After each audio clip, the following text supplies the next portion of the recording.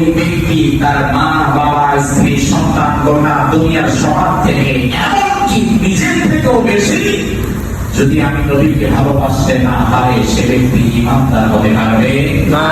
পারবে না।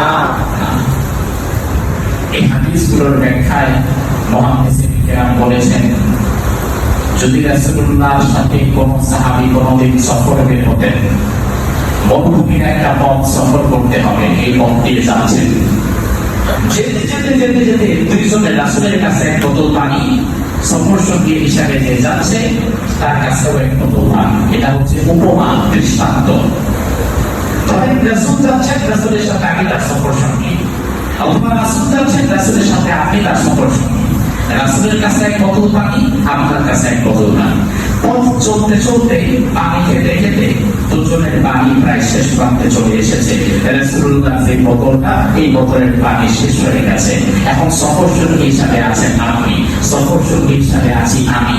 আমার বোতলে এখনো কিছুটা পানি রয়ে গেছে, আমার পানিটা এখনো শেষ হয় নাই। কিছুটা পথ চলার পরে বিষয়টা যদি এমন হয়ে দাঁড়ায় যে এই মুহূর্তে রাসূলুল্লাহ পানি খাওয়ার প্রয়োজন, আমার একই সাথে এই মুহূর্তে আমার জীবন বাঁচানোর জন্য আমার পানি খাওয়া প্রয়োজন, তখন শরীয়ত বলে সফর সঙ্গীকে তার মৃত্যুর পরোয়া না করে পানিটা রাসূলুল্লাহকে দিয়ে দিতে হবে। এই পানিটা যদি সে দিতে কার্পণ্য করে বা নিজে খেয়ে ফেলে, সাথে সাথে সে ঈমান হয়ে যাবে। আমি কথা বুঝতে পেরেছি? চূড়ান্ত পর্যায়ে যদি কোনোদিন দাঁড়িয়ে যায়, উম্মত নিজের জীবনের পরোয়া করবে না, বরং নিজের জীবন দিয়ে রাসূলুল্লাহকে হেফাজত করতে হবে, ঠিক কিনা? যেটা সাহাবায়ে কেরাম করেছেন, এজন্যই তারা ঈমানদার হতে পেরেছেন।